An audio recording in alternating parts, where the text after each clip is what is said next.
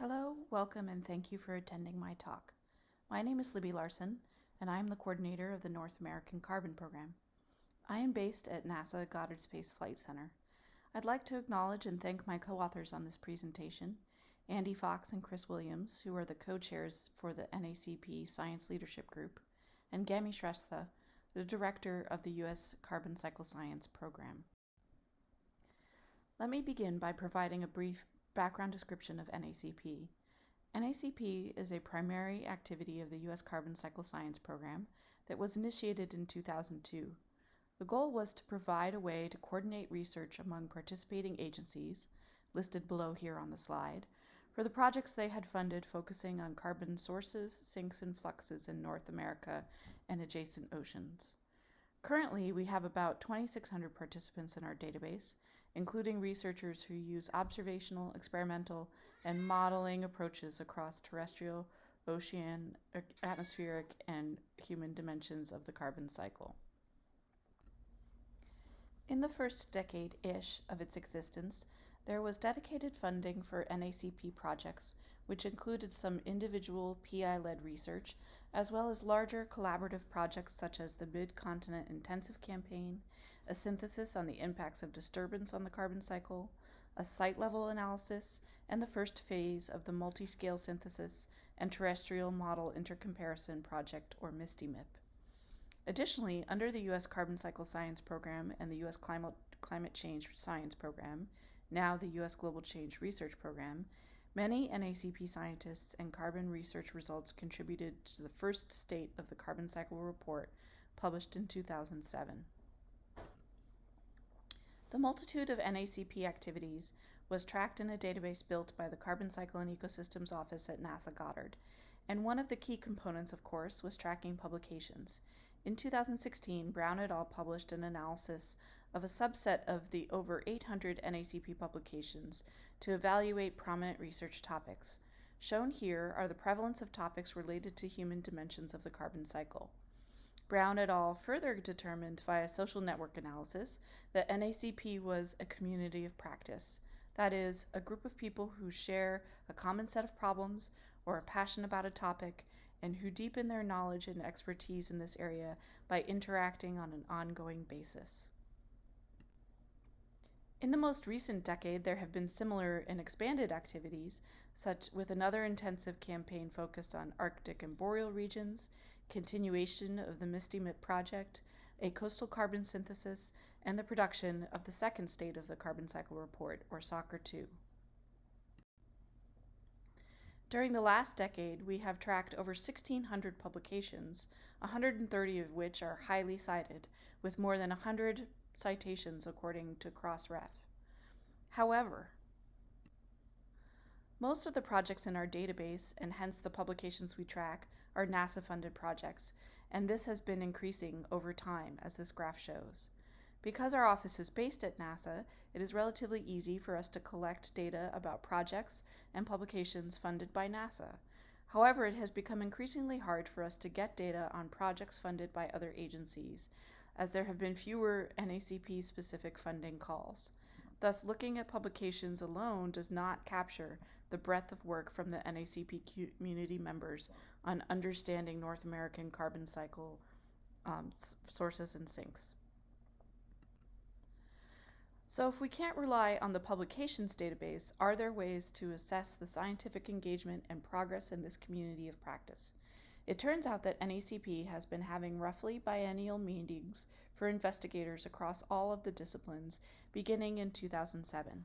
These meetings are planned by volunteers from the community and meant to address the important and emerging topics. I thought that reviewing the content of these meetings for the past decade would give us some insight into the important topics of the era. Hence, there are some basic statistics for these meetings since 2011. For many of these meetings, they were jointly organized with Ameriflux. But due to the vagaries of U.S. federal agency missions and funding, we were no longer able to plan joint meetings with Ameriflux after 2017.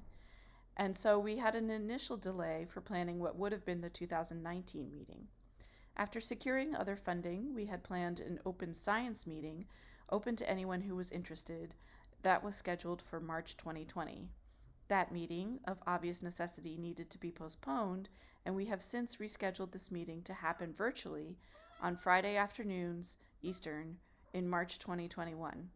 The number of participants here is just the people who were registered for the postponed meeting, and we plan to reopen registration for the rescheduled meeting very soon. These meetings have had a general structure with 3 types of activities: keynotes and special topics, which are meant to engage with adjacent communities, global networks, and especially the communication and policy realms for topics that are relevant to the broad NACP community.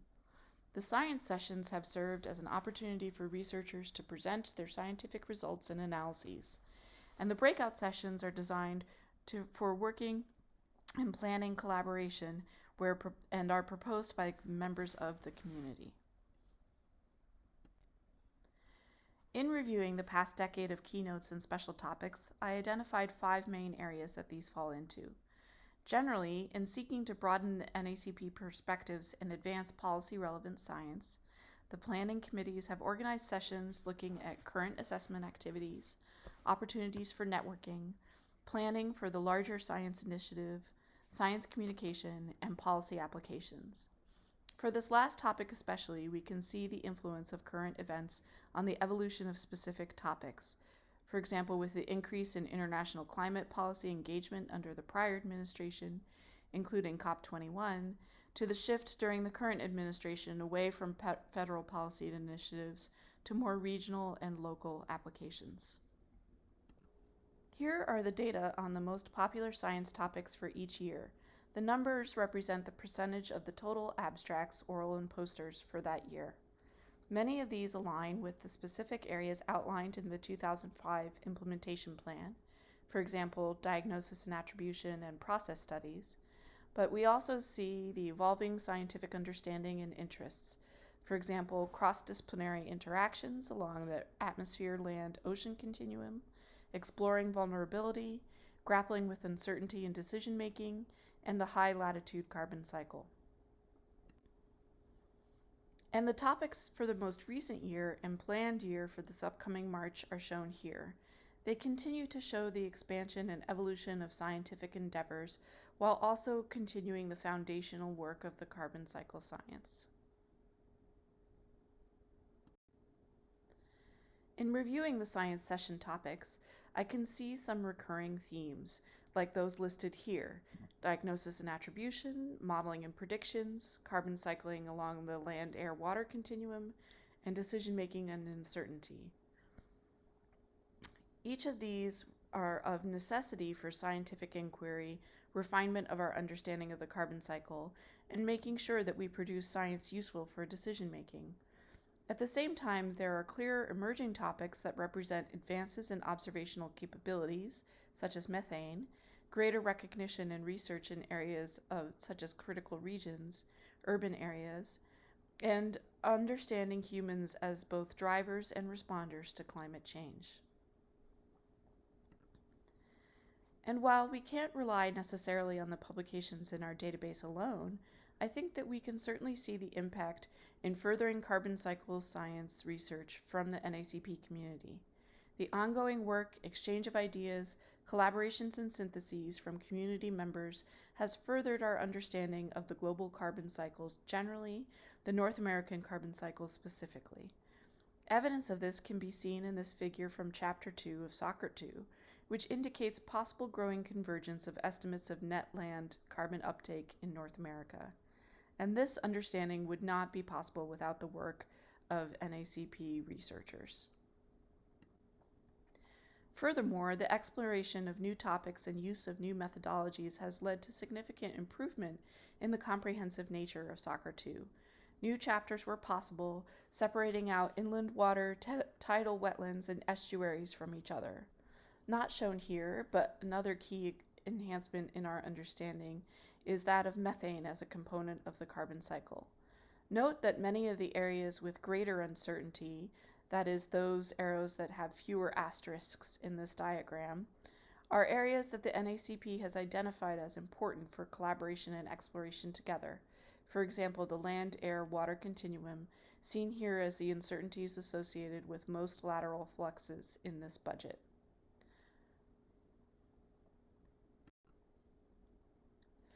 As I mentioned earlier, in addition to hot topics, there are always foundational areas that the NACP community continues to explore during its keynote and scientific sessions.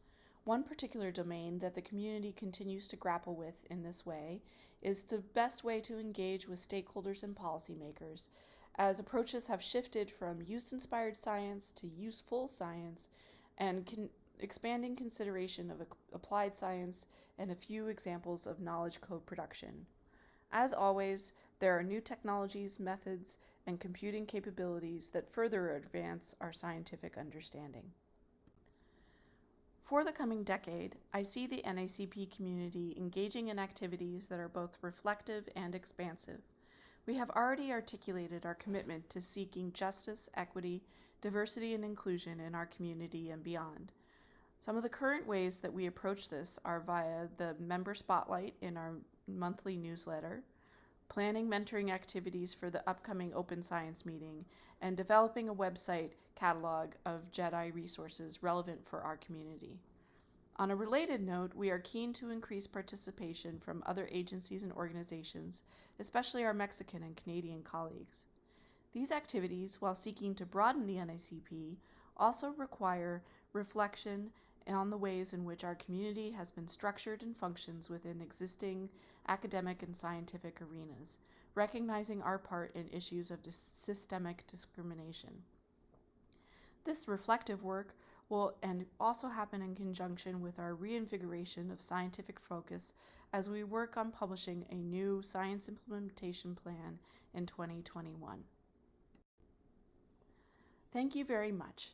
I hope to see you at the live session, and please consider becoming a member and submitting your project and publications to our database. Also follow us on Twitter, and feel free to reach out to me if you have any questions. Thanks.